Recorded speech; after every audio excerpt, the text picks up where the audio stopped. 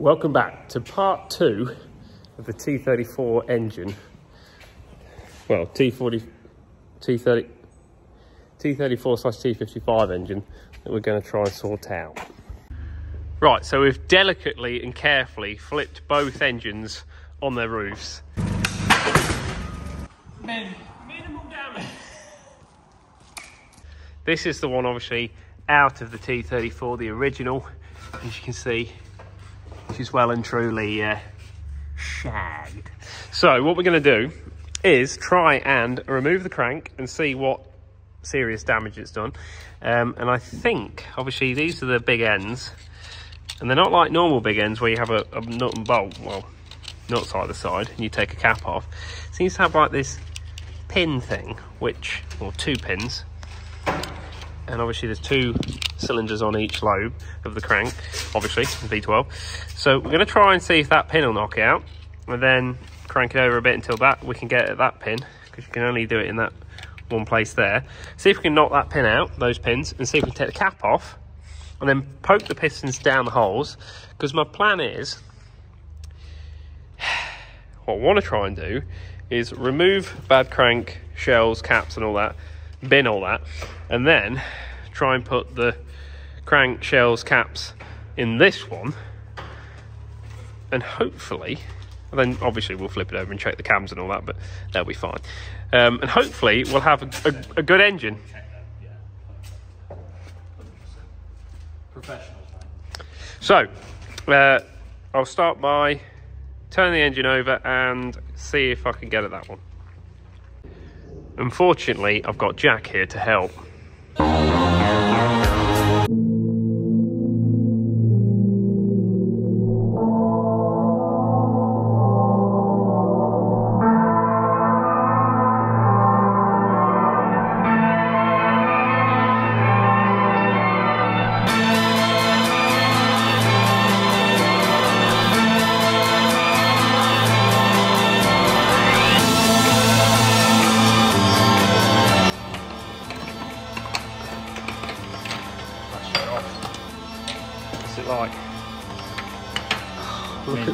Look at the groove in it. Groovy. Gonna keep them in order when we put it back together. Oh, getting compression. Just make me laugh how it's still got compression, even though it's. That proves though that the pistons and liners and obviously valves as well are all good.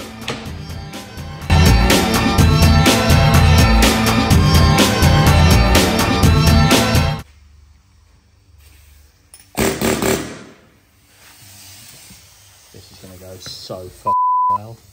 I can't see jack shit with these on. Yes, it went. Movement. We do now have the air hammer stuck, which isn't brilliant. That'll come out fairly easy.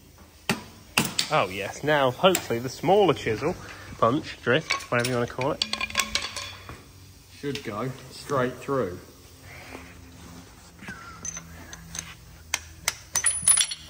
Good catch there, mate. Oh no. Good hands. Where's that gone? Oh, it's gone here. Can you get it? Yeah, I mean, it's not like we're going to start the engine, is it? Well, I don't know. Right, let's try and get one cap straight off. So let's turn it a little bit the other way then. I don't think you can get in the same angle this other way. Right, let's just see. Go on. A little bit more. A little bit more. There. That ain't going to come out there. Right. We've hit a little bit of a snag. Obviously, we could get that pin out, which is... I've just put it over there. So, other side, other side. This pin. There we go. This pin. That pin goes in there. Right? And we thought, oh, we'll just get this one out. But you can't physically get in with a hammer to knock that one out. And obviously, when you rotate it, it gets covered by the cam lobe. And then... Cam lobe. Crank lobe. Whatever. And then when it's down there, you also can't get it out. So...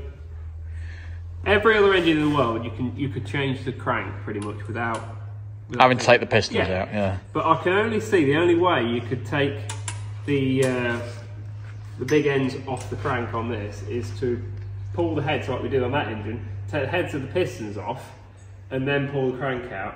If there's anyone else that knows more about these engines that wants to say, no you idiots, there is a way of doing it, feel free to message us and leave us plenty of comments about that.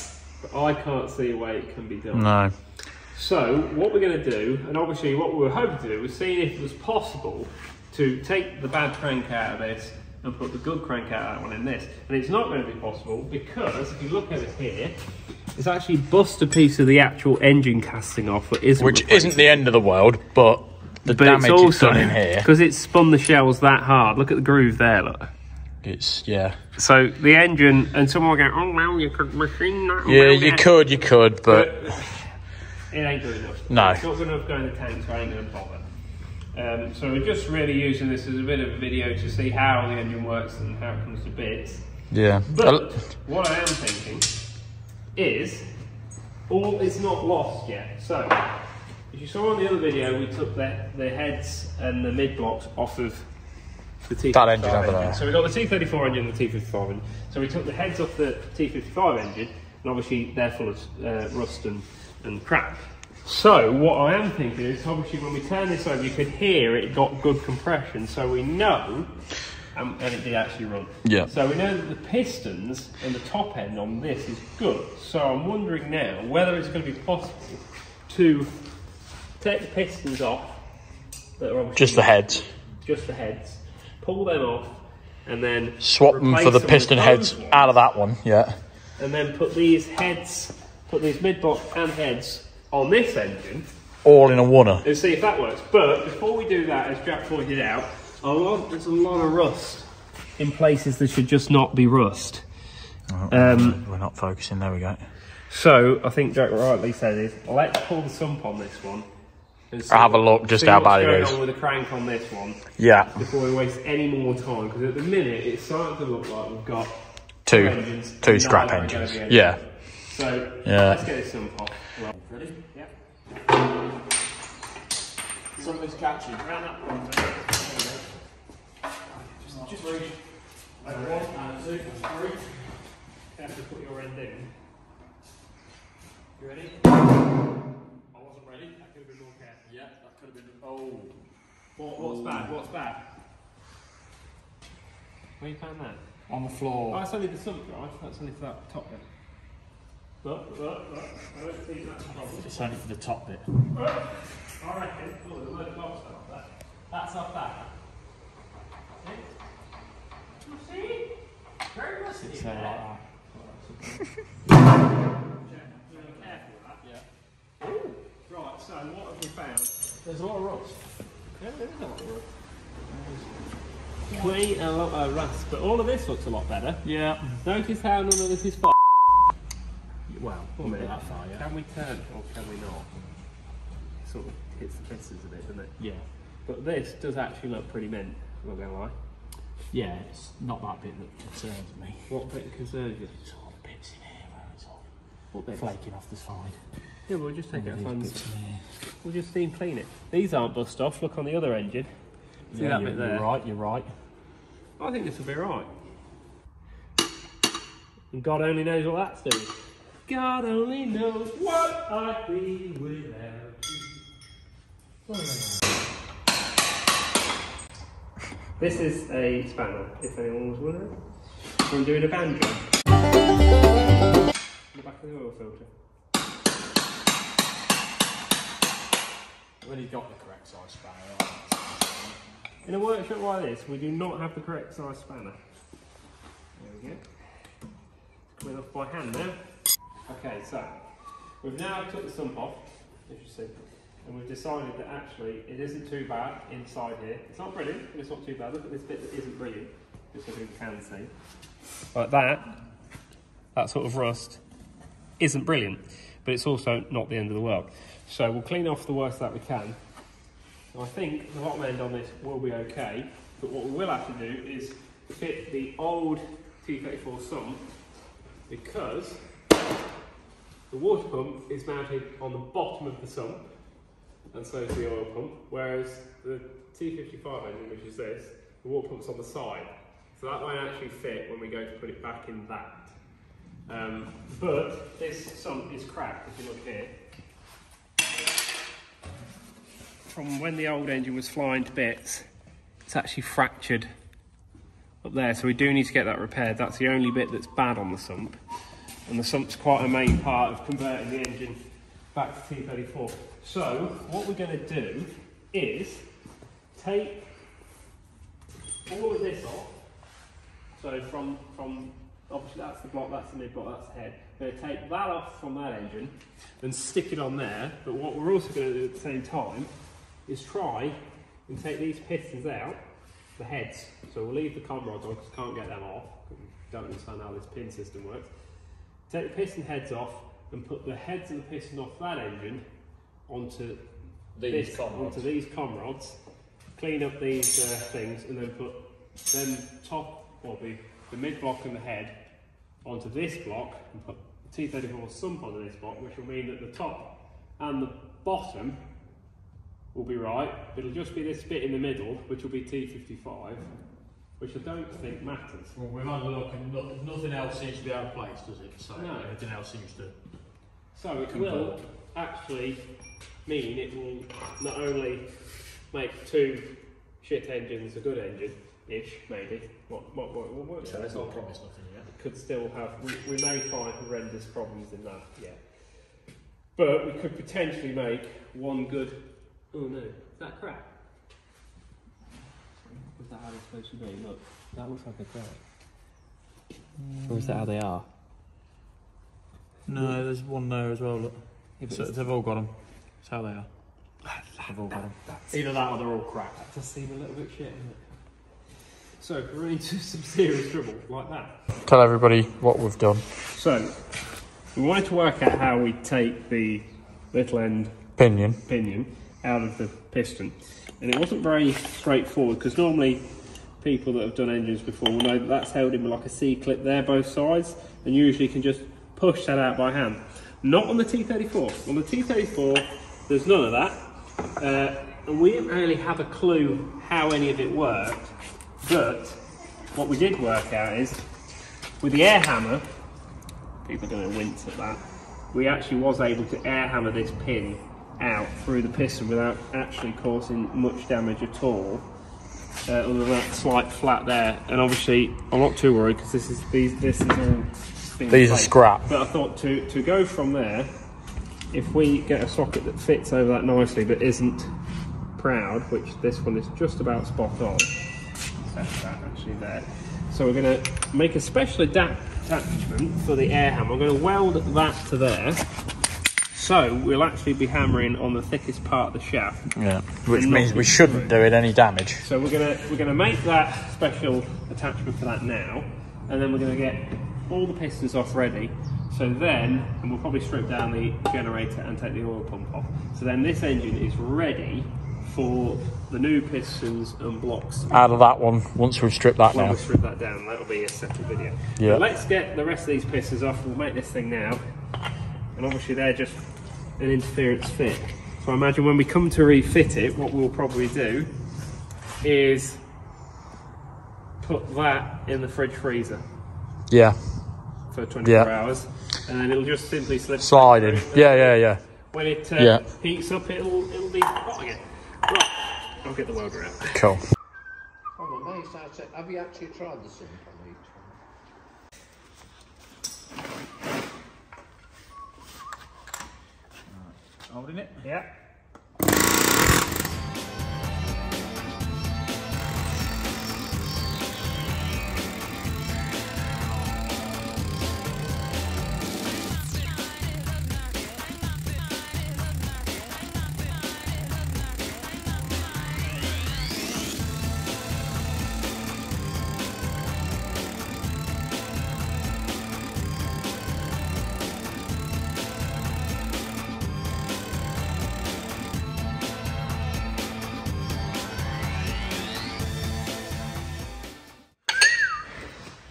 We could do this other side as well.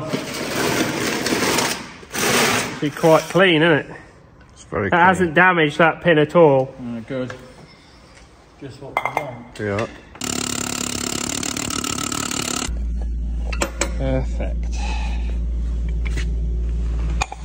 When you're ready. So my special tool worked. As you can see that, absolutely worn it out.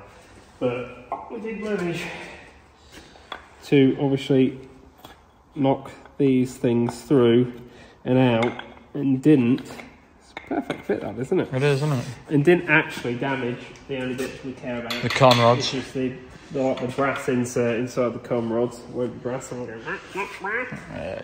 But yeah, so these are the bad pistons with, as you can see, That's fuck that. stuck rings. I mean, that's well and truly stuck.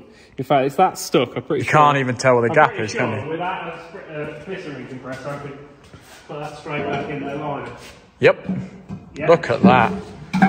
Yeah, perfect. That's how you know your rings are stuck, when you Yeah. put them back in the line. So, what we thought we'd also show you as well is The difference. nothing actually holds that in other than that beveled edge that rides up and down the cylinder liner, which if you're looking there, you can see it can't fall out. Can't come any further than that. That's as far as it comes. It's free on the. It's free, obviously, on the little end, but I think it's just an interference fit on the piston. So I imagine when we freeze them, when we go to put them in the fridge freezer, get them as cold as we can, or better, what's that chemical? Liquid nitrogen. Liquid nitrogen. We could do with. Yeah, we'll get some of that. That from, Yeah. we're going to need some, because that'll make it a lot easier to Yeah. reassemble. But just as a comparison, this is a Rolls-Royce Meteor out of a Centurion tank, 27 litre petrol, 38.8 litre diesel. So you can see It's a fair old difference. There's a so fair. that's off the bottom of the piston. And look at the amount of rings. So you've got 2 oil control rings on the Centurion. Yeah. And 3 normal rings. And you've got no oil control rings. 4 normal rings, haven't you? 4 normal rings, and I don't even know what that ring's doing. Not a great deal. But also the thing that's better on the Centurion, like all other engines, In here, is have a look. clip that holds the little end bearing in, and I Both sides. bet that would just come straight out. 100%. So, obviously those pistons are all 1 or 2 that are okay, but most of them, I'm not happy with any of them, to be fair. So they're probably scrapped. So this engine is pretty much down to the bare bones. We have obviously everything out. And There we go. Oh, yes, look other at than it's that. hitting the air stack. Listen to it slap everything. That's nice. But I'm pretty happy with the crank and the Cranking the con rods. Crank and the block, pretty happy Yeah. with. We're going to have to take all these pipes off of there, and I think it might take ages, but I might just number each one. Yeah, I think that's probably best. Milo actually said, it looks simple when you put it together, he says that it's really hard to time. You have to time the air start. The air start's also timed. So we don't want to get into that, and I'm not quite sure how to time any of it yet. No, but that's a hurdle to climb over when we get to it. So the next thing we're going to have to do is obviously strip the mid-block and the pistons out of this one, which is a utter nightmare. Yeah. But obviously, as we were struggling with, what I was hoping was that we could just, what I wanted to do was take the crank out of this and just show you how bad the crank was. But obviously we can't, because to get the crank out, I think you have to get the engine to this stage where there's no heads on the pistons. And then you lift the whole thing. And then lift it off. Yeah, and then you can take the com rods off the actual crankshaft. Yeah, when it's out. So just a recap on just how bad this was. Yeah, I mean, that's Where the shell's actually, been stuck.